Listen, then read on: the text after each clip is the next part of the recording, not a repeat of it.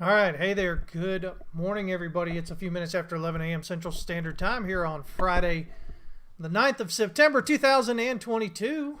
Coming at you live here from what has turned out to actually be a pretty nice Bernie day. Bernie, Texas, just north of San Antonio. I'm Christopher Inks with Texas West Capital. And, again, guys, what we do here is we just kind of look at the markets. We talk about what's going on.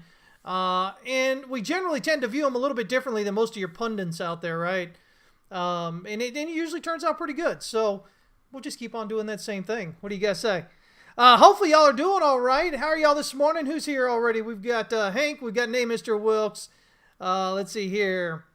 That's my channel. Hey, that's I don't know you, but welcome. Who else we got here? Let me see. Poison's here. Let me see. Who else? Bamboo. Good to see you guys checking in. Deadly123 is here. Man, it is a happy Friday, isn't it? Data and Brian Riley are here. Good to see you guys as always. Wazobia Dollars, what's up there, buddy? Man, oh man. So yeah, lots of things kind of going on here. I think the big takeaway, guys, is what I continue to push here is that everybody is extremely kind of bearish now, right? Whether it's on Bitcoin, crypto, whether it's on the stock market, whether they're overly bullish on the dollar now. Remember, this is all opposite of what we were looking at, especially in terms of the dollar, right? When I was talking about the dollar bottoming there in January, at the beginning of January of 2001, and everybody was just so bearish on it, right? And I mentioned how offsides we were and everything. And this is a big thing, guys. When you're in the markets, you don't have to really understand all this stuff really intently, right? One of the big things you look at is, okay, well, how far off sides is the market, right? Is the market exceedingly bearish or exceedingly bullish? Because usually around those junctures, now it doesn't happen overnight, but usually those kind of junctures let you know that, hey, we're probably coming up for some sort of reversal because the market can't stay off sides. That's the thing, right? It gets too far off sides and then, things break down. If you go, if you've got a vehicle and you're driving that thing as fast as it'll go, at some point it kind of breaks down, right? The engine just can't take it, right? It's the same thing, in the markets.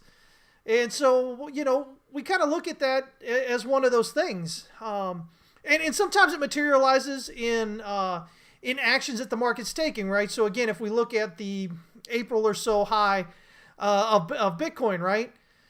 When the whole laser eyes nonsense was just at its crest there, right? Everybody was laser eyes, and everybody's talking about spaghetti fingers and diamond hands, and just a bunch of nonsense, right?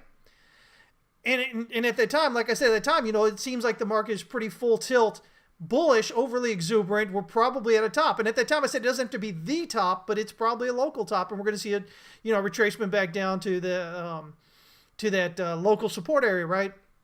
And that's exactly what happened. And so now we kind of sit here, and everybody's ultra bullish on the dollar. Everybody's very bearish on stocks and on crypto and everything. And while it doesn't suggest that prices have to reverse right here exactly, it does suggest we're probably a lot closer to the bottom than not. As we look at it now. There is one caveat there, and the caveat is that if we saw a very impulsive kind of move down, then we would suggest, okay, this is like the real deal, and things are going to go to hell in a handbasket for a while now. But again, that's what it means when we're trading here. A lot of times people say they want to be traders and they talk about trading, but what they're really doing is they're trying to catch the very highest, the very lowest point for an investment. And of course, it's pretty much a losing battle there. So, we kind of keep watching all these things, right? And the put to call ratio right now, for instance, in stocks, in the indexes there, I believe I saw somewhere, right, the metric right here, that they're at about 3 times the level it was. I think it was Sentiment Trader that said it, 3 times at the level it was back in 2008 when we had the great financial crisis. So, it's pretty extreme, puts being sells that you're buying, right, and calls being buy options, right? And so a lot more people buying sells than as options than buying buys, right? Hedging would be part of that. just in case the market continues going lower, you want to have your puts in there. So that way you've got at least those options set in, right? To offset those losses you might take if the market does come down. So interesting things going on right here. What's up, Nevlusian, Hangry Patrick? Good to see you. Hangry Patrick, man. You got to say hello more often. I love saying that name. HJ is here. Michael Williams, what's going on, guys? So anyway, So, hey, you can join us here at howtotradetowin.com. We'd love to have you there. We got so much stuff coming up. I've told you guys about it. We're going to be launching this stuff over the next few months.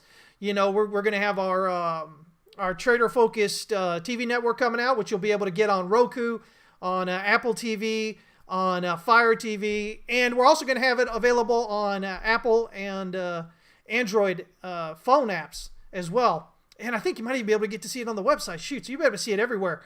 And that's going to include a lot of content from your larger, some of your favorites. I know I'm not everybody's favorite, that's for sure. But there are a lot of people out there that people love to follow, and, we're going to be getting them all in there on that, as well as our, me, I'm not a big social media person, but that's because there's a lot of junk out there. We're going to launch a traders-focused social media network as well. So that's coming up. But also, we're going to be launching more of a coaching-focused thing here with Texas West Capital, and so it'll get you all through the right mindset, all through it's going to be utilizing my my education there, in psychology and everything, performance coaching and whatnot, to get you guys to actually make sure that you become successful as traders. Because here's the thing, guys, I've sat here for the last 5 years and I'm teaching people how to trade, with these systems and whatnot. And what I've noticed is a lot of people still have trouble, and it's because they haven't gotten past the mindset. They haven't got their psychology correct, their emotions correct. And so a big push on that coaching is going to be a lot of that.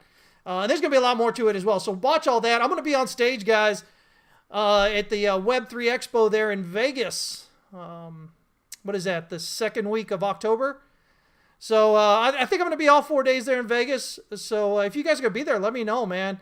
I think I'm probably do a few meetups while we're there, do some other things as well. For you guys in Discord with us, I'll still be, posting and whatnot from over there. So you guys aren't going to lose out. But anyway, a lot of stuff going on here, guys. I got a book that's coming out. Got tons of stuff, man. It's just... there's just so many ways to be able to help people, right? So this is what we're going to try. Anyway, you can join us here at howtotradetowin.com. We'd love to have you there. Let me see here. Poison says he longed Bitcoin from 18,550. I hope we get a 1-2 finish, and now we're in a big wave 3. It does look like it, right? So, wave 3s are those big moves, right? Because that's the point at which, wave 1 is generally the people believe it's a dead cat bounce, right? And then wave 2 starts coming back. They're like, yeah, see, I told you. And then it pops out above wave 1, and they're like, oh, crud, I'm going the wrong way. And everybody tries, covers shorts, jumps in long, if we're looking at the bullish move up, right? And so that's kind of what we're looking at now. And so it's looking interesting. We've still got work to do to really kind of get more confidence that a bottom may be in. The dollar is potentially helping, and we'll look at that here in a minute as well. So, we'll see how that works. Yeah, long money, exactly.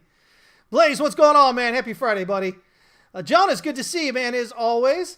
Let me see here. So, yeah, so we've got what I believe may be a wave 3 here. So if the bullish count is correct, if we had, one up off the June low, and this 2 is the pullback here, as you can see, it's an 85.4% pullback, right? Almost to the tick there. And then we've got this move. And so the big thing we've been looking at is a bullish breakout, an impulsive breakout above the descending channel resistance, which we got. Big volume, big candle spreads. That's what we're looking for, right? That says, hey, listen, that was a significant area, and we went through it seriously. It also gets us above the 4-hour pivot, which is really good. And as a matter of fact, it's taking us up here, beyond the R2 pivot. Now, I think wave 3 is still in progress here. We're coming up to the daily pivot, which is right up here around 21,600. It's kind of a nasty kind of count in here, but it looks like we'd have a series of 1-2s here, which gives us this potential wave 3. Now, why do I have that wave 3 target there? Because what I have, Last night we had the original target, at that 1618 with a secondary target here at the EQ of the orange area. As you can see, we kind of hit it and pulled back and hit it and kind of right there. We're continuing to go up. So this right here, let me see here, is almost the 2618. This EQ of this supply structure up here is almost the 2618. So that 2618 area is the next logical wave 3 target, right? Because, again, wave 3, we generally look to go to the 1618. But when it overextends, then your common targets are 2618, 3618, 4618 as you go through that, right? And so that gives us then some targets here. I'm going to get this off here. So we're kind of looking up at maybe this kind of 21,500, 21,550 kind of area. And then if we continue going up, wave 3 up here, maybe a 22,400, 22,460 kind of area there. So that's what I'm looking at as we continue to rally up there. Again, everybody mega bearish down here, talking about it go down. And what happens? You get this strong move back up, right? You catch people off sides, right? And so and then, they jump in again, as I was explaining earlier, and they're all trying to cover shorts and go long and all that. Because look what you got here. So you've got everybody bearish right here, right on this breakdown. Those who sold that breakdown, right? They were good, didn't take any profits, so they were still looking for way down here. When price heads up back here and gets in this area, all of a sudden, and look at how quick this is. These are 1 hour candles. Look at how quick, this 2 hours, it makes it up through this swing low here, right? So in the matter of 2 hours, they go from where they were at least in profit here to underwater, right? And you even have people who try to go short right here as it comes back up. They missed their opportunity the first time, so they try to go in again. Immediately underwater, right? So what happens? So they've got to go long, right? They've got to cover them shorts, and that leads to the next push up, right? And we just kind of continue up there. And so that's what we're looking at. We kind of hit this supply structure right here, as you can see. So this is what we're looking at. Big picture right now is that I want to get above this wave circle X at 21,878.05 cents. If we can do that, then if the count is correct, then breaking out above that gives us confidence in the count and suggests that wave 3 is in progress. But that won't obviously be guaranteed until we break out above wave 1 here, right? So it's always about steps. It's always about, you're either increasingly more correct or increasingly more wrong, right? And it's not a problem to be wrong. It's a problem to be wrong and to stick with it just because you're emotionally attached to either saving face online, which, you know what, guys, I keep trying to convince you, stop worrying about that. Who cares what some Yahoo online says? Man, do you not think I deal with the biggest idiots online a lot of times? And I hate to say that, but man, when you have no particular education or experience in a certain background, right? And then you come off as if you're God's gift to everybody with that. Yeah, you're an idiot. It doesn't matter what it is. Okay? You got to be humble, guys. But most people don't get that, especially online, and so they get out there. So what I'm saying is if I have to deal with it and I can deal with it and I don't let it bother me, then you need to do the same as well. Take some advice here on that. Because what happens is then you become emotionally attached to whatever you said and you end up losing money rather than making money, right? I always ask people, traders, when they're coming up to me, new traders that come up to me, and I say, listen, do you want to be right or do you want to be profitable? Because a lot of times that's what it comes down to. You're going to be wrong a lot of times, especially the shorter the time frame. And if you're not doing it correctly, you're going to lose a lot of money. I don't care about being wrong because when I'm wrong, I have an invalidation level. All wrong says is okay. It just gives me more information. It lets me know, okay, well, here's more information. So now I've got a better idea of what may be going on. Correct risk management then makes it so it's not an issue at all, right? Too many people are worried about being wrong, though. It's a sickness, guys. Stop. Get cured, right? Esteban, what's up, man? Let me see here. Let me see. Daily123 says, I have multiple years under Texas West. Lava, just kidding. Always have to understand that we can and will be wrong over and over. Shut down the emotions and follow the information. Yeah, exactly. And it's not easy, guys. I'm not saying it's easy. Even after years and years, emotions are still emotions. We're human beings. This is part of what makes it fantastic to be a human, is that we have emotions, we have feelings. But we have to understand how best to keep them under control when we're trading. Because if you don't do that, then those emotions will cause you to lose money, period, end of sentence. You may get lucky every once in a while and get a good trade, but most of it's going to be gone. You're not going to be able to hold on to it, but those emotions, okay? Tony, what's up, man? Thanks for the mention of you. But here's the thing, guys. Here's the thing. If anything of what I'm saying here is resonating with you, just understand you're not special. And I mean that in the best way possible. You're not special when it comes to trading because new traders all, for the most part, tend to, think these same things. We always think, oh, maybe we're the only one thinking this. We've all done it as new traders. Okay? So it's okay. You're not special in that regard, which if you're not special in that regard, that means, okay, great. You're not doing anything that nobody else isn't also doing, which means you can give yourself peace. You can forgive yourself. And once you forgive yourself for that, you can move on. You can't, the problem with people have, not just in trading, but in life, is that they don't forgive themselves. Everything is always somebody else's fault. Or if they want to try and internalize it, they say, oh my gosh, it immediately becomes, oh, I'm the worst person in the world and I've got no future and whatever. And, if those are your ways of thinking about it, you can't ever get beyond that, which means you can't progress, you can't learn, you can't do better. And it's such a holdback for people, unfortunately. By the way, this is a lot of what we'll be addressing in the coaching as well. So, but so here we are, right? We're at wave 3 potentially, looking for this move up. Now, because we haven't, at the very least, broken out above wave X here, there's still other possibilities as far as the count goes, right? And look at that. That's a beautiful move up, though. Look at that. Jeez, oh whiz. That's a nice move up. I mean, usually your longest leg is going to be wave 3. Many times it'll be wave C, though.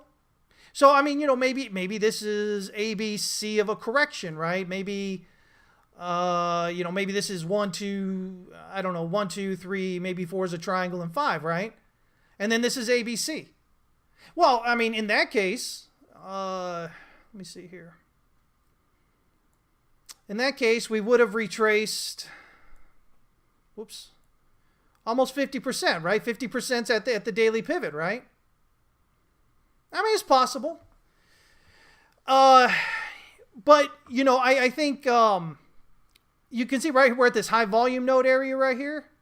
And so I think if we break out above that, I think we're looking up here at least at the 70.5 to 78.6. So we don't actually have to know whether this is the bottom or not down here, right? Because if it's the bottom, if this is 1, 2, or maybe 1 and then A, B, C is a flat, right? Regardless, if this is wave 2 at the bottom here, then we're bullish up and we'll break out higher, right? But even if this is, again, say, maybe 1, 2, 3, 4, 5 here, 5 down, right? So maybe wave 1 of a decline, right? So maybe big picture, this is 3, this is 4, and this is 1 of 5, right? So even that, the odds are, though, if we break out above this daily pivot, this 50% retracement area, we should be heading up to probably 70.5 or 78.6. So you don't have to know for sure that you are or are not, bullish or bearish right here. All you have to know is that price has targets and they're in the same direction, right? So that's the thing. That's what we'll look for. Again, if the count's correct, then breaking out above, this wave X here should add confidence to the count and say, hey, we're headed up. But really, we really need to see a breakthrough, especially because of how this is just not really impulsive. And this is the big if point here, right? If this had been more impulsive, then we could say, oh yeah, that clearly looks like a wave 1 and here's a wave 2 and let's head up. But it's not. So we really want to get a breakout above that level to say, okay, the odds are likely that's a 1, 2, and a 3 heading up. So don't get ahead of yourselves, Give yourselves an opportunity to trade, successfully through there. And just go with the flow there, right? Just get it figured out as it goes. Trade in the direction of the immediate trend, right? That's what we're trying to do. Let me see here. Yeah, never a straight line up or down. Ever.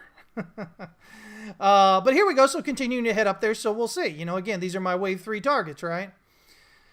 Now, what's the catalyst here? Maybe the idea that the DXY, this is the one I've been calling bullish, reversal since in the beginning of January, was like the first week of January 2021, right? And I'm saying maybe we might have 5 waves done off that low now, maybe. But it takes some breakdowns, right? It takes some confirmation here. So I've kind of changed the count just a bit here to say, okay, maybe this is a complete ending diagonal here, right? To give us this wave 5. So if this count is correct, then what we absolutely have to see is a breakdown below this wave circle 4 at 104,636. We have to get down below that. If we do that, and this count is correct, then that says wave circle 5 is complete. It can't go up any further because you broke down below where wave 5 started. It's done, right? So that would be the first step we're looking for in the idea of are we bullish or bearish here, right? So now if we break down locally, we go, okay, well, zoom into the 1 hour here, right? And if we look at the 1 hour, it looks like we've got a 1, 2, 3, 4, 5. ABC, ABC, and then probably 5 hours. So flat correction for wave 2. 1, 2, and then 1, 2, 3, 4, 5 gives us 3. Probably, this looks like B here. Looks like we'll get a C up here, maybe to the 1 hour pivot, the 50% retracement there. And then we would look for a breakdown below this swing low here at 108.812 to signal that wave 5's in progress. Minimum target of 107.91, but could extend all the way down here toward the daily pivot at 107.611, right? So that's what we're going to look for. Now, if this rallies up and breaks out above wave 2, well, then all of a sudden this looks like an A, a B, and a C, and we're probably heading to a new high there, right? But if we can get this breakdown below wave 3 here, I mean, it still leaves us as potentially 3, so an A, B, C still potentially, but you're increasing the odds that that top may be in, right? What you're really looking for is 5 waves down, 3 waves up, and then you want another breakdown. And that starts really adding that confidence in there, right? But if this is the top, guess what, guys? If that's the top, what happens? So money flows into the dollar. It's risk aversion, right? Markets become risk off, right? Everybody takes money out of stock markets, out of crypto, whatever, blah, blah, blah, puts it in the dollar, right? But when the dollar reverses, when the dollar starts coming down, people are taking dollars out. And if people are taking dollars out, they're putting it into something else. Generally, that means risk-on assets. Risk-on assets, again, stocks, crypto, stuff like that, right? So the importance of this is if the top is in, then why are people looking for Bitcoin to hit 13,000? I don't really find a way that it necessarily happens, based on the way that we view markets and risk, if the dollar is topped out, right? Now we know companies right now. Let me see here. Yeah, pretty recently here they've been going on this bond selling spree, right? These big the well-heeled, the well-rated companies out there, and the idea being, well, if rates are going to continue to go up and whatever. And end of the year is notoriously not so great for launching bonds. So you're trying to get ahead of it. So they're all throwing out all these bonds right now, right? Speaking of inflation, what's going on with that? So ECB just raised rates, 75 basis points, right, guys? Surprise there. US, we've done 75, a couple of times now? Potentially going to do it again coming up here this month. CPI comes out next Tuesday. I think there's a chance. I can't guarantee it, but I think there's a chance that CPI number is going to surprise to the downside again, like it did last time. If it does that, all of a sudden the Fed is losing a lot of support for the idea that it wants to keep raising rates, right? So if that happens, and then the Fed, say, only raises 50 basis points, all of a sudden the market's going to start looking at the idea that Fed's going to be reversing rates here in 2023, right? Now, what that means is 25 basis point rate hikes, maybe 50 basis point rate hike here and there, running into 2023. But by the end of 2023, they should be dropping rates. That's what the expectation would be if CPI comes in low again here. Even if it does surprise the downside, there's always the chance that the Fed could, one more time with a 0.75, at the 75 basis points. But that'll just be in line with what I've been saying since the beginning of this year, right? We talked about running into Q4 that we would look at the top of the Fed as far as raising its rates like, strongly, right? We were looking at the summer to get to 75 basis points, and then, through the summer, and then come, Q4, the end of Q3, beginning of Q4, we would see that back off. That's been my thing here with you guys for September now for what, 8-9 months? So far, it's following what was expected. So we'll see what goes on here. But remember, the Fed is always. I'm gonna repeat this until you guys. Well, I'm gonna still repeat it even if you don't follow me anymore. But the Fed is always reactionary, guys. The Fed doesn't make the markets do anything. Okay. The Fed is responding to what social mood is already determined is what's going on. The only thing the Fed does is they exasperate the issue. So again, let the inflation run hotter, right, because of the supply bottlenecks and whatnot. And now exasperating the pain, by putting these high interest rate hikes, even though we know things are pulling back, right? We know the look at the housing market. Everything's down on there, right? Mortgages, the size of the mortgage. We have something like a 20 or 25% pullout rate for these people. They put contracts on houses and then they back out. Gosh, it's almost a quarter of the house contracts out there, right? We know prices are dropping. I mean, so, when you look at it, we know oil's dropping, right? Oil ran up to 130 and now we're back down around 80, 90 again? Looking further? I mean, so however you're looking at it, these things that really kind of push inflation, these biggest things, have already been coming back before the Fed really got in there and did anything. Same thing, guys. The Fed talks a lot. And too many people out there think that they actually do something, but they don't. They cause knee-jerk reactions or continue in making things worse, in the short term anyway. But overall, the market's already decided what it's doing. So, social mood has already decided what's going on. It's just playing backup based on data points that are behind, right? Lagging indicators and stuff. So, yeah, euro. And again, if we're at the top here, again, that's the other thing. The euro looks like it's bottom. So, this is what we would expect. The euro makes up about 58% of the weighted value of the DXY. By far the biggest contributor to the DXY's value. So, if it's bottomed and it's heading up, guess what, folks?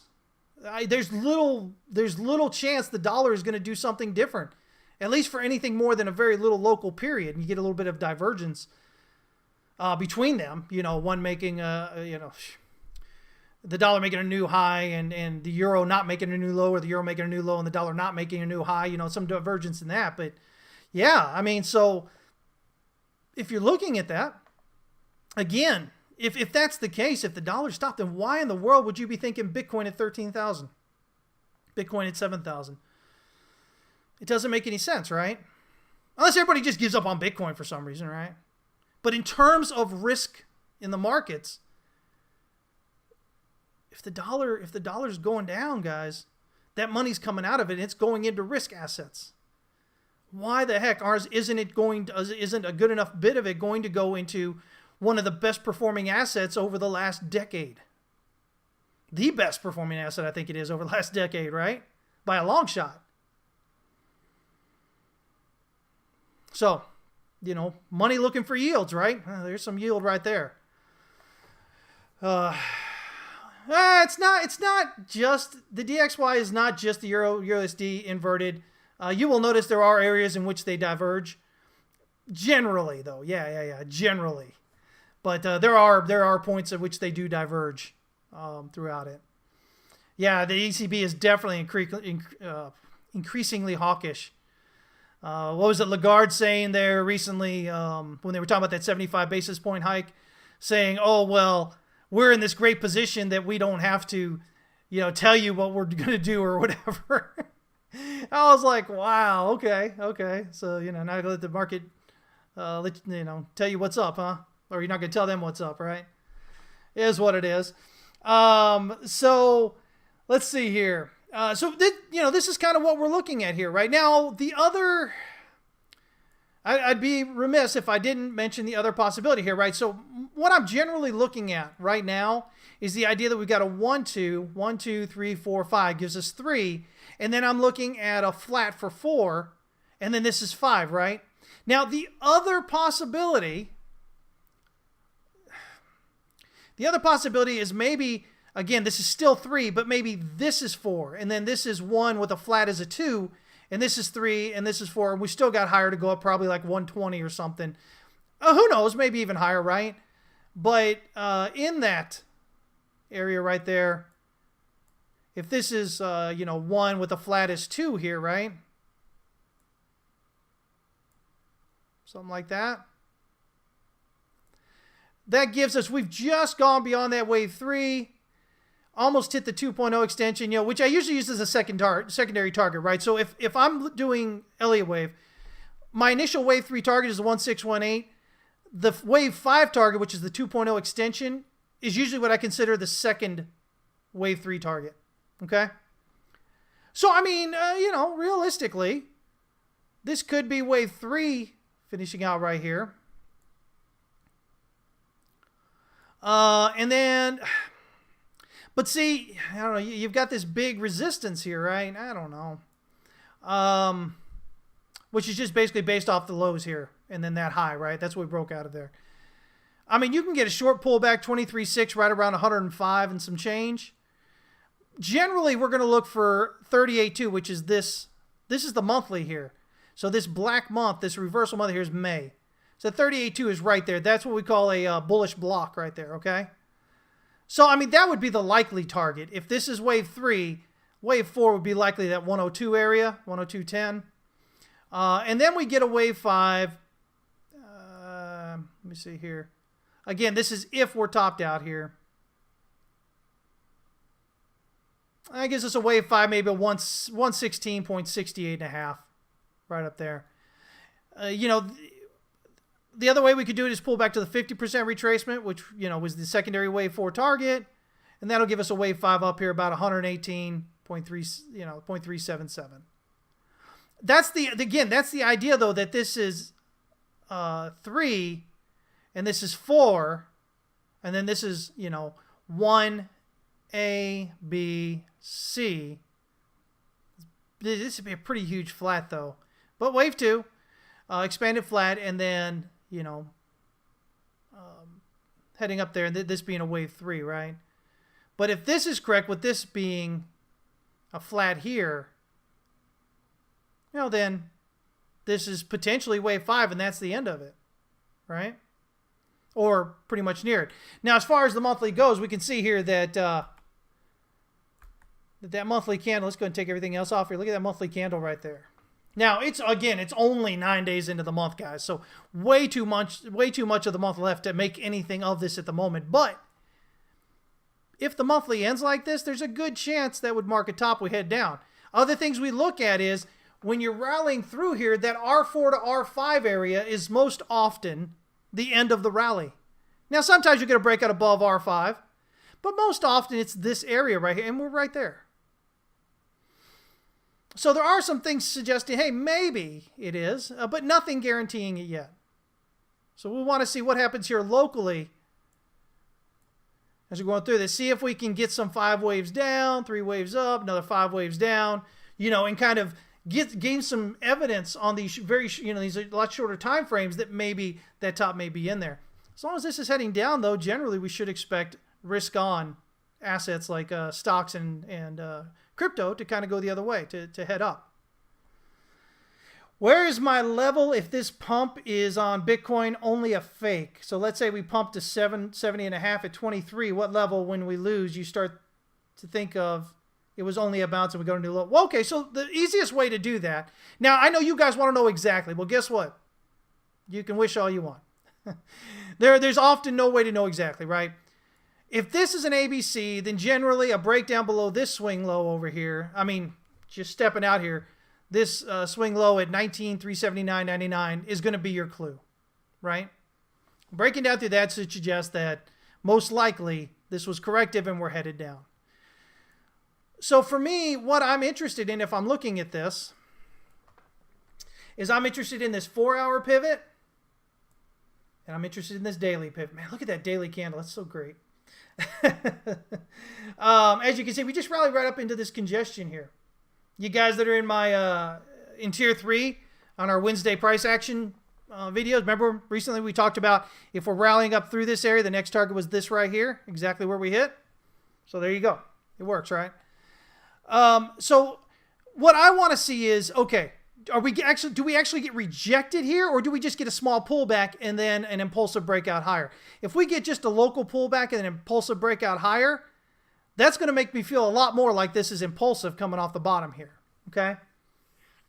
If we get rejected around here, or we just push up kind of half-assed, you know, kind of real lazily, I'm going to start thinking, well, it looks like we're probably going to get rejected here. And if we get rejected daily pivot, for me, that's going to go a long way towards saying, well, I think this is probably just 3 waves corrective and we're headed down lower. That's the easier way to do it, because there really aren't price levels along the way, because it's been such an advance here, right? It's just, you know, big candle, not as big candle, but still decent. Another decent candle, you know, and you just kind of continue up. There's no, you know, like this here where you get these pullbacks along the way, right? You jump down to the 1 hour here. I mean, working support right now is this swing low at 20,883.20 cents on Coinbase here. If we're dropping through that, I want to see, does this one hold here at 25.92.44. Now, if we drop impulsively through this one, then that's going to be probably a pretty decent clue that maybe this is just an ABC here and we're coming down lower. Our next thing then would to see, do we get an impulsive breakdown below that 4 hour pivot, 1 hour pivot right there, that hourly pivot. That's what we want to see. That's kind of how we judge it as it's moving, right? It's no, hey, if it goes through here, it's definitely going to be going down, right? Unless you're looking at this. If we're breaking down through that, then you're all but guaranteed we're definitely, or we're likely going down below this June low over here, right?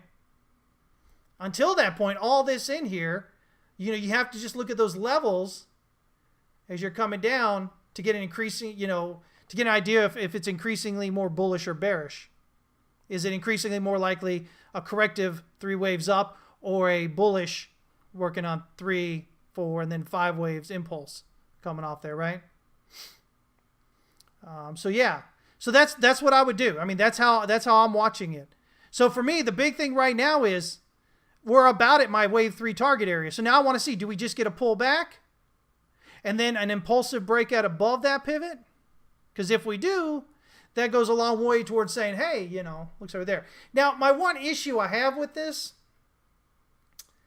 is that if this is wave 3, we'll pull back wave 4. Wave 5 is just going to get above. Well, the problem with that is all of a sudden we got to pull back down below the daily pivot for a wave 2, right? I'm not a big fan of that. Because if the pivot doesn't hold, this daily pivot doesn't hold, and why are we looking at that? Because we came in sideways between the pivot and the S1 right here. Came on down toward the S1. Found support right in this low area there, but almost the S1 there. And now we're rallying up. So if this is going to be bullish up, we want to see a breakout above the pivot that stays above the pivot generally, right?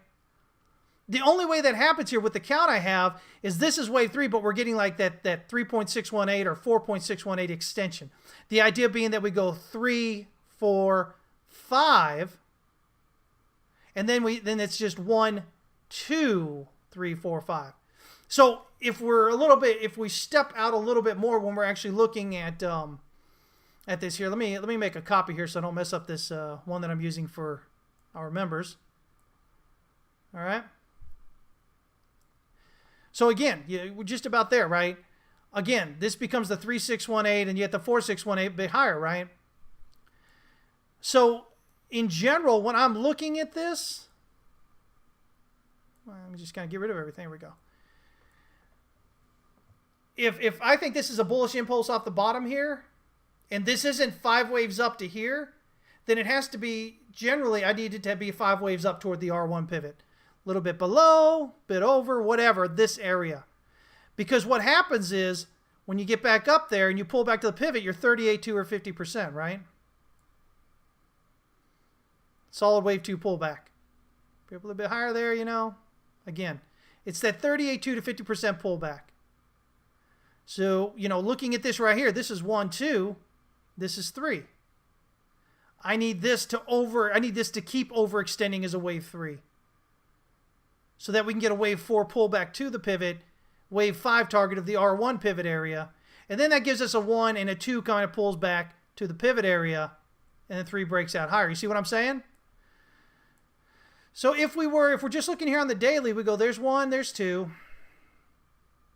And I want to see, if this is bullish at the bottom, really what I want to see to feel good about it is I want to see wave 3 targeting 22,366 or 23,292. One of these two targets here.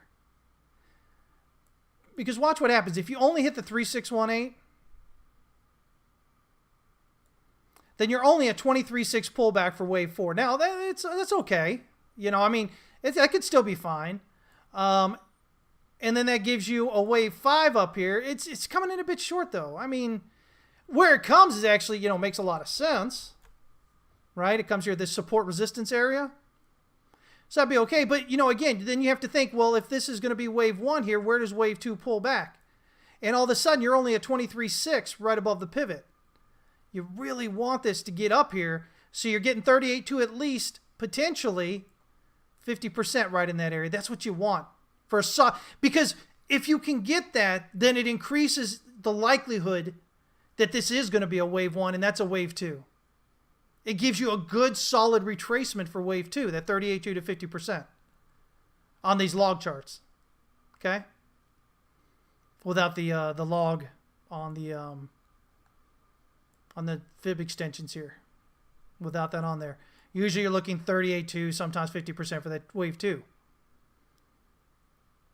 So if I'm looking at this, that's what I want to see. If we're going to break out above the pivot, I want to see at least 22,366, hopefully closer to 23,292. Because if we're getting 23,292 and a half there, well, now all of a sudden, 38.2 retracement, wave 4 is the pivot.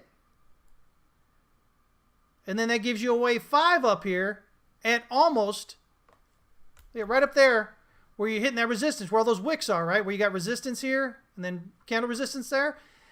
And as I always say, when you're bullish, right, when you get a reversal, your sub-wave 1 usually terminates around where the wave of the larger degree terminated.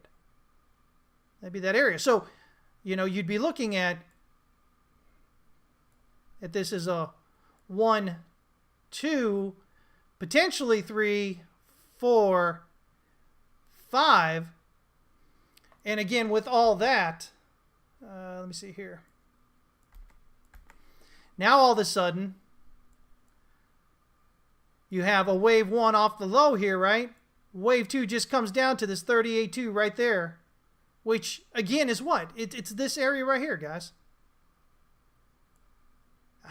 Can't draw it in there. Oh man, I'm trying to draw something else and then try this one more time. Okay.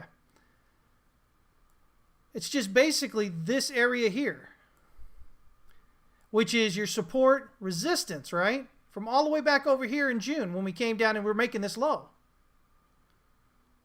So that becomes your wave 4, which also then becomes your wave 2, right? Wave 2 generally pulls back to wave 4, the lesser degree, right? That's our initial target always, right? And then all of a sudden, if you're looking to rally up out of that, while everybody's still looking for lower lows, right? And they're scared to get in because everybody online is telling them it's going to go lower, right? And all of a sudden, we're looking wave 3 up here at 31,261. And then people go long there, and then they get caught as it comes back, and then they get out or they get liquidated before it hits wave 4. Wave 5 up there around 33,456 minimum, right? Minimum. You can overextend wave 3 or whatever. But, that's what we would kind of look at. So that's what I'm trying to watch. If this is bullish off the bottom here, this is my preferred way I would like to see this play out. Does that make sense? Haynes says the 4.236 is around the 200 weekly MA. Yeah, we're hovering around it, right? We're below it right here, but since this low here, we dipped below it. We rallied and stayed above it for a bit. Then we dipped below it again. Right now, guys, off this June low, we've got a low, we've got a high, and we've got a potential higher low. If we break out above that high, this bullish market structure here on the daily off that June low. You'll have a low, a high, a higher low, and then you'll have a higher high. Again, evidence-based support here, right, for what may be going on. That's what we're talking about. So, yeah. So, you know, again, that's kind of what we look at. Now, what do I like about this? Same thing I've been talking about this range. Notice that this is the volume here, right? As we're developing this range here. So if you think in terms of Wyckoff, right? Get all these out of here, right? Thinking in terms of Wyckoff, well, you know, you've got your range here. So you've got your selling climax down here. Let me see if I can just get this dark here for a minute. There we go. So you've got that in there, and I would say range probably actually looks closer to this here. So you've got your preliminary support, rallies up, your selling climax, your automatic rally, secondary test, you push up here, you're coming back. This right here, does this just become a last point of support? Is your accumulation happening this way? This becomes...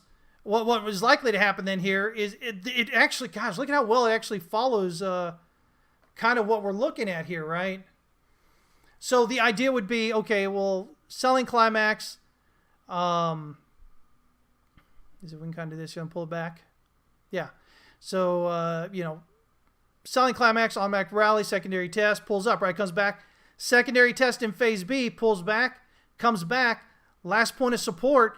And then you're getting this breakout through here, and then you'll probably overextend on that, and that becomes your jump across the creek, right? Potentially, right? Boom. And if this overextends, you may not get your wave 2 down here. Your wave 1 may end up closer to this area up here, around that 29, 30,000 area, where your wave 2 just ends up back here, retesting this channel here, this range resistance as support. You get some overextension on all that, because then everybody jumps in and goes, oh God, we're going the wrong way. You know, these people up here, right? These people that shorted up here and had a chance to profit, to take profit down here, and they didn't, and it goes all the way against them up here. All of a sudden, they're like, crud, we're, you know, now we've lost money. Cover shorts, go long, overextends up higher, up probably into this cluster up here, this supply cluster. And if you're doing that, again, you know, if your wave 1 ends up there, I mean, look at this. Your 38.2, your 50% means you're just pulling back. High volume node here, right here at the top. Range resistance, right? Break out, come back, take off. And then these, of course, extend higher as well. So, yeah, you know, when the market decides to get in, you know, things kind of extend further and faster, right? You know, again, with this, you know, we're talking about these shorter time frames, but this right here becomes 1. Right here is 2. Wave 3 is minimum 30,852. Wave 5 is minimum 33,759. And that wave 5 happens to be where this wave 5 is. Right? So even if this was just to follow this generally expected targets here, right? If this wave 3 overextends like this, and we get this target up here, well, this would just be then 1, 2, 3. Notice, it's wave 3, normally 1618. Remember what I told you about secondary targets? Usually the 5th wave target, right? So this would be 1, 2, 3, 4, 5. But if this interior wave 5 is up here, well, that means this is going to be 1, 2, 3. You get a 4, and you get a 5 up here, probably closer to this 618 up here. 38.5 almost. Which just so happens to be that next high volume node. So yeah, that would be my preferred way to see this kind of play out. We'll see. We'll see. But, you know, as I'm watching this, if you guys want to know what I'm watching on this larger time frame, you know, lower time frames be damned, this is what I'm looking for. And I'll tell you what, the odds are you know, if this is 1 and 2 and we've got wave 3 in progress here, it's going to explode on the breakout around this swing high here, because at that point, everybody's like, again, it's like, oh crap. They were like, oh, it's down, and this, oh, look, it's just a dead cat bounce. Oh, see, I told you it was, as it comes back down. And then it breaks out above there, and then a realization hits that they should have taken profits, especially if they were up here. They should have taken profits here or here. lost the opportunity. Now we're breaking out, especially if they're right here. They should have taken the profits here. It goes against them. Now they're losing money. Waited all this time, and then they're losing money now. They can make a dime for that. You see? Did I see that Luna pump? What Luna pump? Luna is no more. Lunk?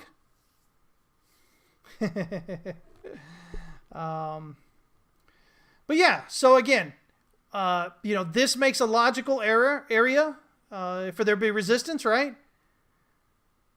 If we really want to see if we really want to feel like this is bullish down here, we want to see a good pop through there to those higher, the 3.618 or the 4.618 extension prior to that R1 pivot on the daily. That's what we want to see, because that takes wave 5 above the R1 pivot, which means now that's a 1 and your 2 comes back most likely only to the pivot. And again, remember this pivot. Look at this right here, guys. Look. This is the area. This is that support resistance area. This green is the area. So if we're breaking out above it, we want that to hold. If that holds and we start rallying up higher again, that's as close as you're going to get to a guarantee that the bottom was in. So we want to see that. We don't want to see rejection. If we see rejection here, that's going to suggest this may be 3 waves up. Again, maybe this is 5 waves down. 1, 2, 3, 4, 5. ABC. 50% retracement. And down lower. But guys, guess what? Even if that's the case, guess what? We've still got money to be made, right? We've still got easy money to be made. It's not the way we want Bitcoin to go. But if that's 3 up and coming down, all of a sudden, you're coming down further, right? You know you're coming down thousands of dollars, most likely. And that's what you want to see. Okay? Luna 2 BUSD, 300% per day. Oh, man. Yeah, those things are crazy. I mean, there's money to be made and stuff like that, guys. I would never tell you that you can't make money in it. You definitely can. I'm going to tell you what, for me, it's silliness plays. I'm not interested in getting in there because it's almost completely non-technical, emotional trading, and that isn't my style, right? I'm much more risk adverse, right? Guys, don't trade things just because. Understand, try to figure out who you are as a trader, and then trade those trades that are that. Traders get into a lot of trouble they don't need to when let's say there's A and B type traders, right? They're an A type trader and the setup is for a B type trader and they try and trade it. Well, they get screwed, right? Because they're not set up emotionally and psychologically to trade that. What I found, I tried to do a lot when I was younger, guys, and what I found was I lost a lot more money over time than I made. Because it becomes like luck stuff, right? I would much more rather work through actually, making money based on technical movement, logical, movement, stuff like that, rather than just on the whim of somebody's emotion or something. So yeah. So there's what we kind of got going right there with that, right? Here on the daily, we've got what we would consider twin bullish peaks here. On the bottom side of the awesome oscillator, you've got a higher low, right? Peak, low, peak, higher low. And that suggests that price should go up. That was this down here. If you are paying attention to that, you got this nice move today, right? So anyway, yeah, so there's what we got with that. Let's kind of look at some other charts here real quick. Let's see here. NASDAQ composite. Oops, let's get back over here. So there we go. So NASDAQ composite. So I've got, the idea again is that until we break out above here, the odds are that this is the count, right? So we've got one down as a leading, one down is done here off the all-time high. 2 retracements done, and we're heading down in wave parentheses 3, right? That potentially changes if we break out above wave 2. So what do we got to do until then? Well, our targets really are the daily pivot and then this interior swing high here at 12,655.84. If we can do that, then that really sets up that. If we can do that, then we look for a breakout above here. If we do that, then the odds are increased that maybe this is, instead of ABC up, that maybe this is 1, 2, 3, 4, 5. This is 1, 2, and we got 3 going up, right? And this is actually the bottom. And I've shown you guys these counts in a previous video, right? Or a previous live stream. You know, I've got the almost a diagonal here, right? It's a diagonal on the other two. But we've got this 5 waves down from the top, right? But in those alternate counts I showed you, it could be ABC, right? Depending on how you count it. I think the odds are, if the DXY is topped out, then this should be more along those ABCs. I don't know if I got that chart sitting here. No.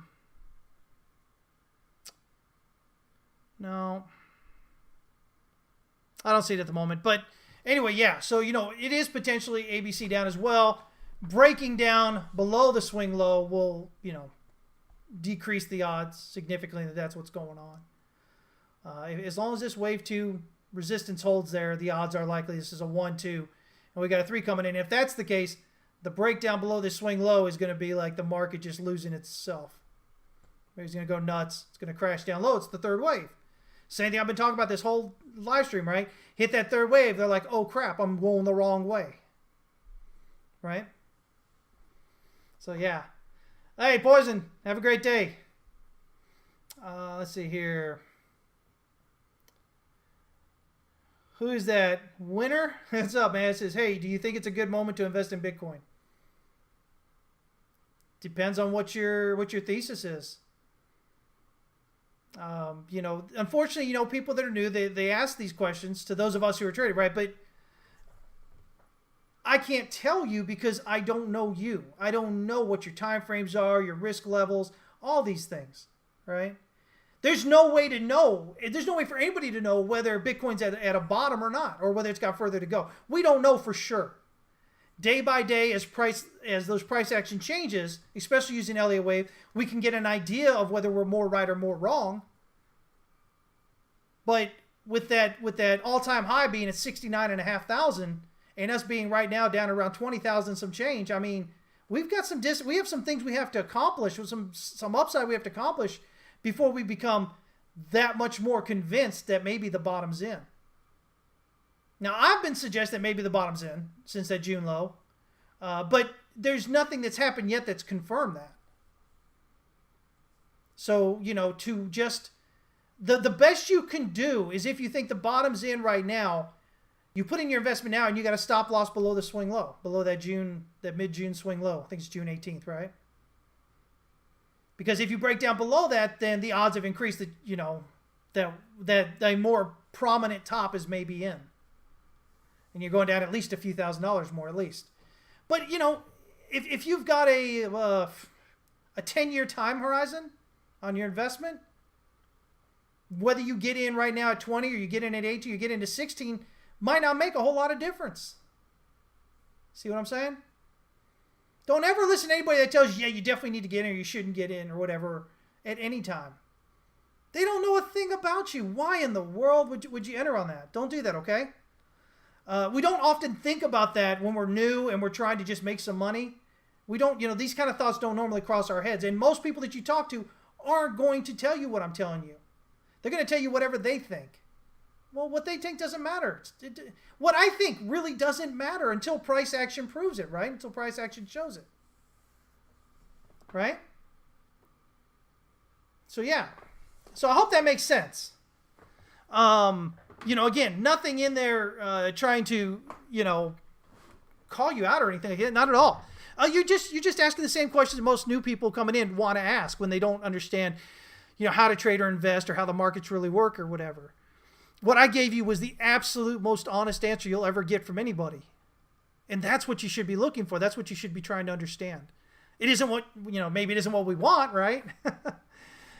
Because it sucks, you know. It's like we want somebody just to tell us, listen, can we put our money in or not?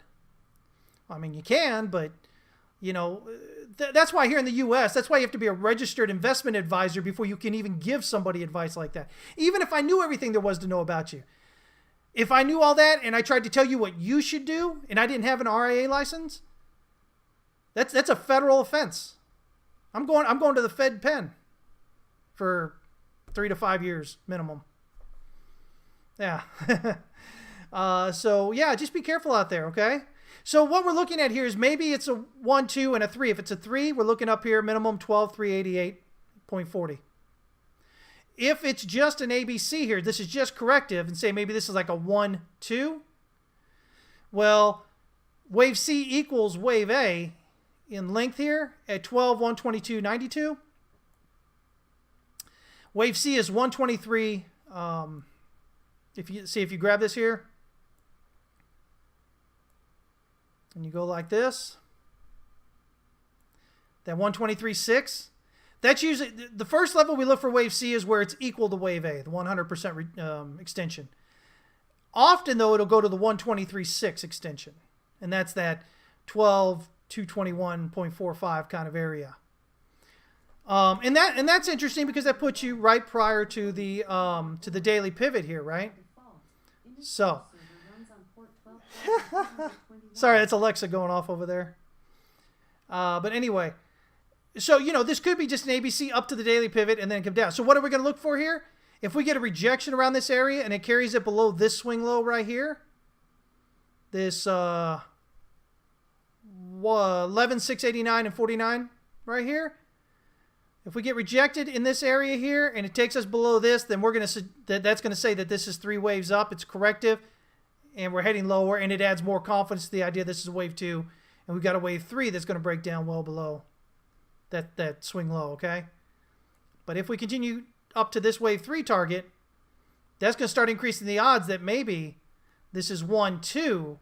This is a bottom over here. It's 1, 2, and this is 3 headed back up, which means we're increasingly more likely to have a new all-time high. But all of this is just levels of confidence, guys. It's adding or taking from those levels of confidence. None of this guarantees that price is going to do squat, okay? As traders, you absolutely have to understand that, or you're going to lose a lot of money along the way.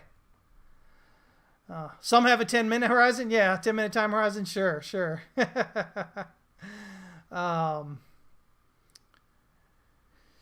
Have I heard about, who's that? I'm really terrible with names. Nayib Bukele and the Chivo wallet? No. Sure haven't. Sorry.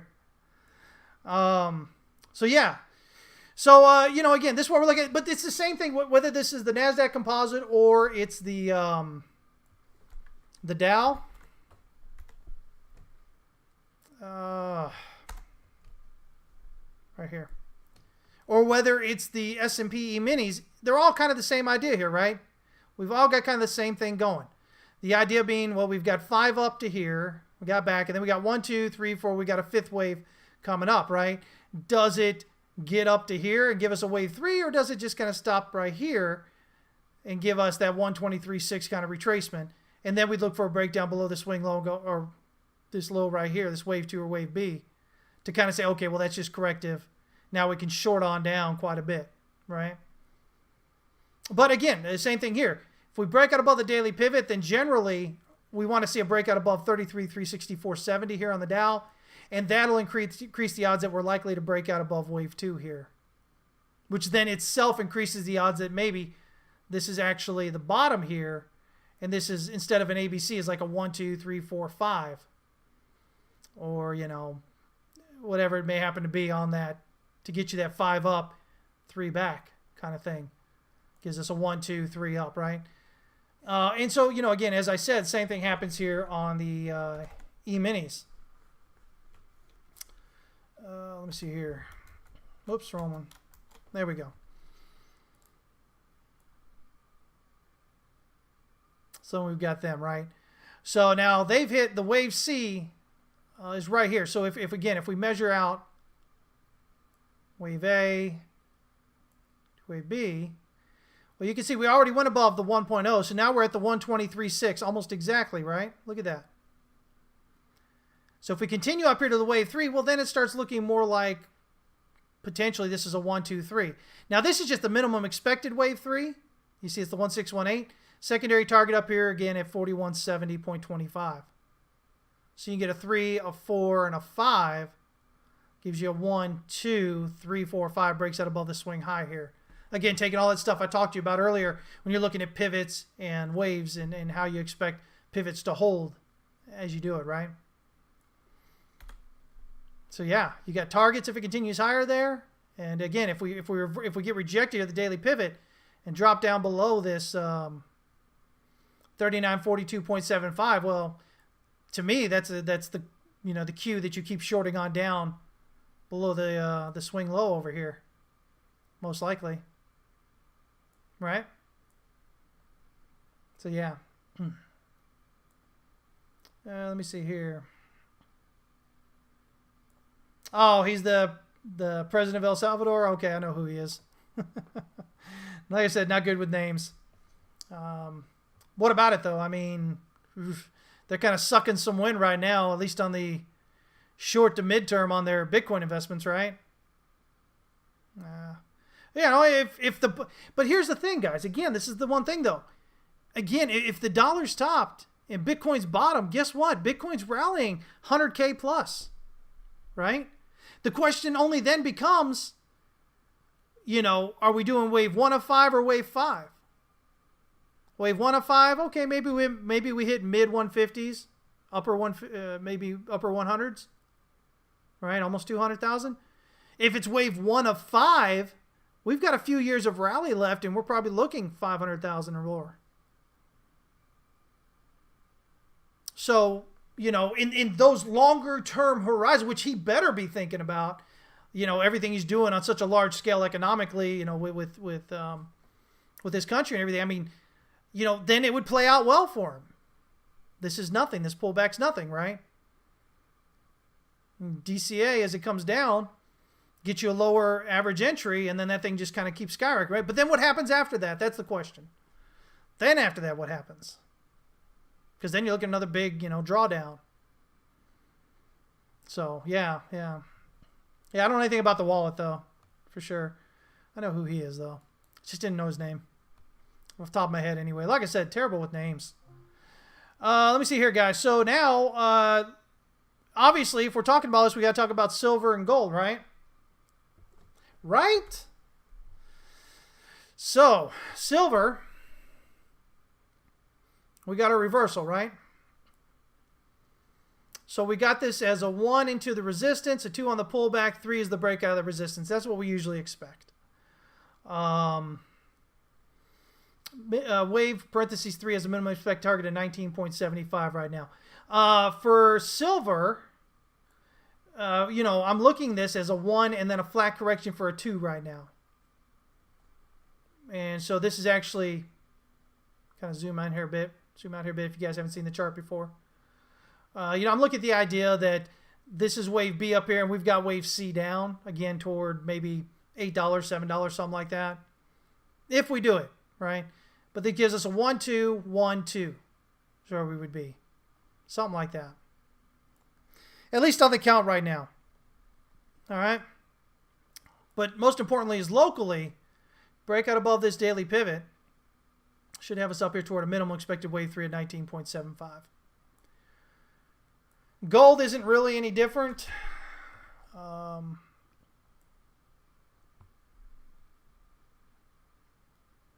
Gold is not moving as strongly, but it's still making, low, high, higher low, higher high, higher low, higher high. So we've got bullish market structure coming off here. It's even possible maybe this is a 1, 2, and we got a 3 going up. But for right now, I got this 1, 2, 1, 2 with a minimum expected wave 3 up there at 1774. Again, looking for a nice bullish play breakout above that daily pivot to really kind of get us up higher. If the other count is correct, though, breakout above wave B here at 1778.80 should add confidence to it and say, hey, wave C is headed up here at least to the 1887 kind of area. But, again, as far as gold goes, I'm potentially looking at this as a 1, 2, 1, 2 here. Same thing as silver, right? Ready to break down. If silver's targeting $7, $8, then gold's targeting $900, probably $900, something like that, $1,000, getting below $1,000. What that does is The bigger count here says A, B, and then C as an expanded flat. But there's also a possibility A, B, C to these this mid 1200s area here as a running flat. As a running flat. So, but in either case, looking at down, right? In either case, potentially a double top up here. So breaking down below here then gives you that target down there at around 1300 or so, based on the height of what may be the double top there. So just kind of see, do we get that? Now, you know, again, that's my current count. But, you know, if we're moving up more significantly than expected or in a different way than expected, then, you know, we can potentially look at this as maybe being further upside. Maybe this is ABC down here. This is 1, 2, 3, 4. We got 5 up there to 2,300. And then we have a, you know, a pullback. Possible. Possible. But for right now, the count fits extremely well. And so we'll continue watching it until we notice that something maybe different's going on with it. But in either case, whether you believe that's the low or just a bounce, in either case, we're headed up. So it doesn't matter whether you're right here about this being the bottom or about this being just a bounce. Both of you know the price is going to go up. You trade it up. And as it unveils its price action, as it moves up higher there, maybe gives you a better idea of which is more correct. But there's no reason that you can't be... Yeah, again, guys, you can just think this is a bounce. And you've got further to go down, and you can still trade it up on the bounce. You can still make money. Don't think that you have to wait till it turns around. Right? All right. So, anyway, so that's what we're kind of looking at there. Is there anything else in there? Let me see. What other charts did I have? Oh, oil. Let me throw up oil here real quick, guys.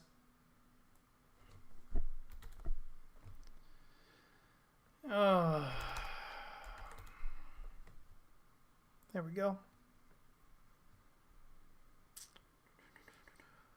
So oil right now, I've got this as, let's kind of zoom out here a little bit. Again, the idea that maybe we've got 5 waves complete off that that negative 42 low there. May contracts of 2021, right? Is that May of 2021?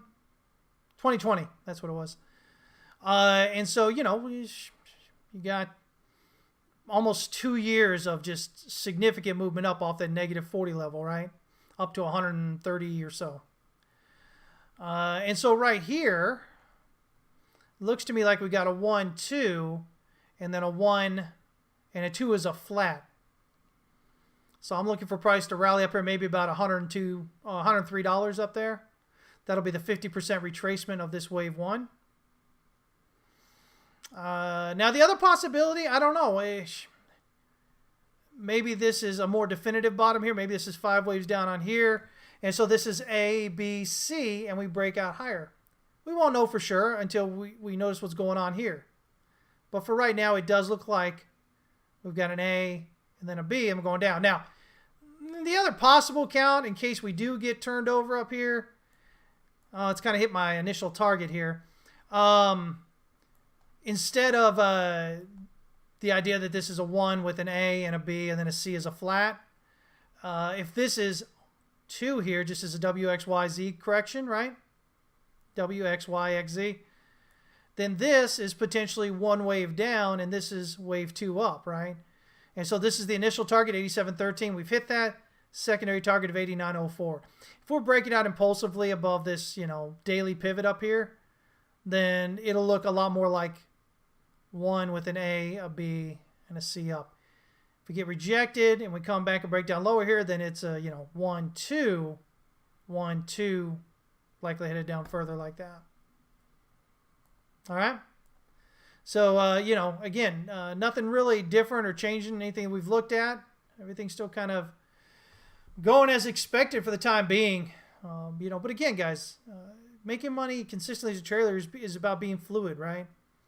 It's about not being so held to your beliefs that you can't see the possibility that maybe what you thought was going on is not what's going on. You always have to know where is your invalidation and validation levels. For instance, as as price was rallying off that in Bitcoin off that March, off the March 2020 low, I suggested maybe that price, that we might be like seeing some large kind of flat going on right here, but I said, we're watching it go up there, right? And because I was looking at maybe like ABC here, and then ABC here, and then C down, right? And I said, okay, well, here's the thing. Once you're around that 30,000 area, that's kind of where you want it to reverse. If it's not reversing it there, then it's likely not it. Now, a lot of people, all they heard was, oh, this is a flat, and you were wrong. But, again, this is the silliness, guys. This is why people end up being terrible traders, because they don't pay attention. I never give definitives. I always talk about, listen, this may be my idea, but it has to do this, or it has to do this and this. There has to be validation of it. If there's not validation of it, then it's not it. And we just keep going long, and we keep making money long. It's as simple as that. The idea is to understand where your validation and invalidation levels are. And once we were breaking above 30, I said, listen, this looks like we're just coming off. There's a 1, 2, and a 3. So we were already long. I was in Discord when this happened, talking them through everything what happened. And after we hit like 4,100 on the bounce, and then 4,200, I said, well, it looks like the bottom's probably in and we can go long here. And we did, right? Over here. Talked about the low being likely in at that 3,100 and some change. Talked about blasting through here when everybody's talking about going down. Talked about blasting through here when everybody's talking about going down. Gave you this target right here, and that's what we hit. So, this was the few $100s off our target up here, 2017. This was almost to the $10. This target here, after we topped out, this swing low here at 5,800, almost exactly where I said it would be. Then we looked at potentially at this being a bottom, right? But always with the caveat that if we lost this low here, we were heading lower, and we were looking down here toward this area here, where you've got this resistance support, this 3,000 level.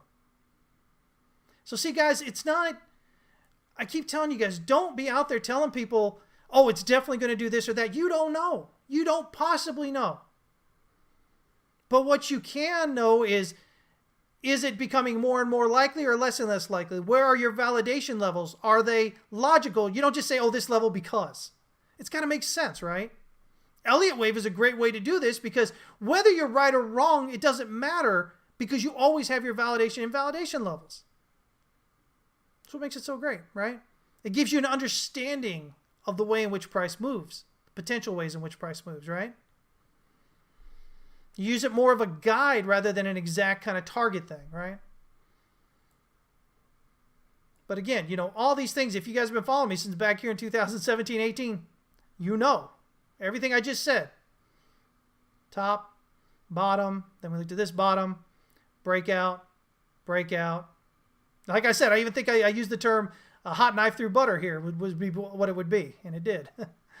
That was the target we gave, and we gave that for everybody, right? We posted that. It's still sitting in our on our Discord server in the announcements section, in the not the members announcements, but the everybody announcement, free side and pay side. You can find it in there. And like I said, walk through this. Here was the laser eyes that we talked about. This was that point where I said, listen, the odds are we're probably at a top. It doesn't have to be the top, but it's going to be some sort of top because of all that. And sure enough, yeah, I said, there's our target initially. It's going to be these wicks down here. That's where we got. Everybody here, remember all your big players out there telling you, all your big accounts telling you, buy the dip, buy the dip, buy the dip. And a lot more dips there on the daily. Buy the dip, buy the dip. When it got down here, they said sell. I talked about this being a flat right here. And sure enough, it was. Right back up, right? So, and I say this just because, one, it shows you that if you know what you're doing, you've got good ideas, right? But it means that you don't still guarantee that price is going to do something. I've never guaranteed price was going to do it in all these. I've never guaranteed price was going to go one way or the other. I said, listen, here's my target. Here's why. But we need to see it go through this and through this. The same way I talk to you guys about these shorter term targets. Always talk about that. Because that way, if you're following me, you know that if it does not go through that level, that validation level, but instead turns around and goes through that invalidation level, then you know the other possibility and where those lower targets are. But if it does go through the validation level, then you know at least where possible, higher targets are going to be. Most people don't pay attention, though. That's the problem, right? But that isn't y'all, right? Please don't tell me that's y'all.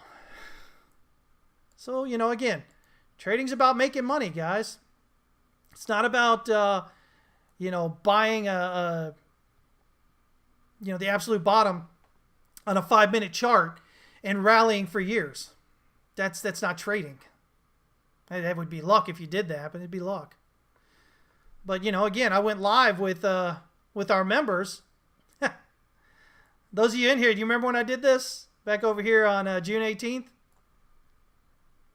Right here? I went live with our members, streamed for them. I was just coming back from the movies. Took the boys to watch a movie. And on the way back, kind of checked my chart and I said, oh man, this breakdown was looking like it may be bottoming down. And so I got home and immediately just turned on the live stream, told on, went live there, and they were watching me as we were buying down here. Not even $200 off that swing low. Well, off the first swing low, which was a little bit above this. And then it dipped down, of course. Stopped me out there, but then I bought a couple more times on there, right? And then since then bought some more. But, I don't know, guys. I guess as traders, you got to figure it out. I can sit here and talk until I'm blue in the face about the way that you should be approaching trading. But, you ultimately have to make that decision to do it, right? I can't do it for you. And unless you make those decisions to view it in that more correct way, you're going to struggle to be consistent, be consistently profitable anyway. And, I take it seriously, guys. A lot of times people come on here and they don't pay and they don't want to pay, and that's fine. Whatever it is, what it is. I'm a firm believer in paying for information, paying for education rather than having to learn it the hard way, because you spend less money. You'll get where you want to get a lot faster. I'm in a couple of mentorship programs right now with some other people that are even more successful than I am, just in general. Just because, for me, it makes sense. The time doesn't make sense. I don't have time to waste to try and figure things out on my own. But that's okay. If you want to come here and watch it, you do. You come here. But, regardless of whether you're, a paid member of TWC or you're just somebody that comes in and checks us out on here, I'm going to speak honestly with you about it. I'm going to let you know, I'm going to give you these tips and tricks and hints and techniques and, along the way. Because I figure if you're here and you're sitting through this, it's a little bit longer stream. First of all, it shows me you're serious. Shows me you're not just a fly-by-night, flash in the pan. You think somebody else is going to make you a rich person, which, usually ends up without any money, right? So, I take it seriously. I'm not going to blow smoke up your rear ends, guys. I respect you too much for that, okay? So, there we go. Scott Webb, what's up? You still have your laser eyes on your Twitter pic? Says, I'll take my laser eyes off at 10 trillion. I love it. Oh, man. Somebody mentioned that Pomp just took his off around the bottom. Interesting, right? Interesting times. I think, didn't Brandt even have laser eyes on for a bit? Peter Brandt, I think. I don't know, did Bollinger? Oh, everybody was. It was crazy. Anyway, guys, hey, listen. One of the worst feedbacks I ever got right when I was first doing this in 2018, doing these live streams, was somebody said, listen, I know you really don't care. I can tell by the way you talk to us. And that really, I'm going to be honest, it really hit home. That hurt a lot. Because today I feel the same way I did back then, which is, if you're here, I hope to give you something that you can take away from here that makes you a better trader. Whether it's a way of reading the chart, whether it's a way of understanding macroeconomic and global finance things, whether it's, whatever it is about it, ideas about how to look at life in general, because how you view life is how you view the charts. And that, I mean, that really hurt. That sucked. I still feel it today when I think about it. It's crazy what people can say that'll really kind of mess you up. But I did. I cared back then and I care today. And I hope you guys feel that. I hope you do, because I want you to be successful. Whether you join TWC, or you join our coaching program or anything like that, or you're just here for this. I just want you to be successful. I want you to come back and say, man, listen, what you said hit home. It changed the way that I did things, and man, now it's doing great. I'm not gonna lie, I'm not benevolent. It's not that, I'm just this nice guy. It makes me feel good. It really does. It makes me feel amazing. What you'll notice, a lot of successful people in life, they tend to give back because it makes us feel good. It's like, okay, well, we've done this. And while we realize most people are not going to do the things they need to do to get to where we are, we're going to put it up there, because even if one person says, man, that was life-changing, it clicked with me. Just saying that, man, it makes you feel better than any amount of money, guys. It's crazy. It really is. So, if I ever say or do something that changes you profoundly in some way, in which you become much happier, much more successful, not just in trading, but in life, man, let me know. I would love to hear about it. You feed me a bit there. I'll feel good. All right? All right. So, there we go. As always, remember, the only thing you control in the market is how much you lose. So please keep working on that risk management. And man, oh man, we'd love to have you at TWC, so you can join us there at howtotradetowin.com. But if not, I'll be back next Tuesday. Twitter, YouTube, Twitch. As always, 11 a.m. Central Standard Time. We'll see what the weekend has to say. I mean, again, guys, we're pretty extended here right now.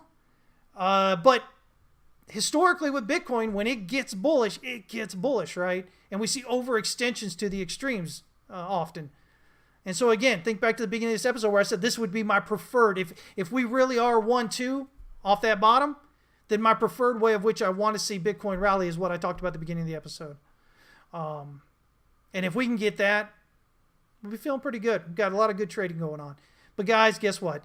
Even if we come down and invalidate the idea that this is bullish, it just lets us know, hey, we've got targets to the downside. Make money there too, right? All right? All right, guys. Man, y'all have a great weekend. Trade safe. And, again, guys, as I always say, the only thing you control in the market is how much you lose. That's it. You can't control price action. You can't control anything like that, but you can control how much you lose. So make sure that risk management is at the top of your to-do lists, and make sure you practice it every day. Quarter of a century later doing this, man, I'm still practicing that. I'm still trying to get better and better and better at it. All right? All right, y'all take care.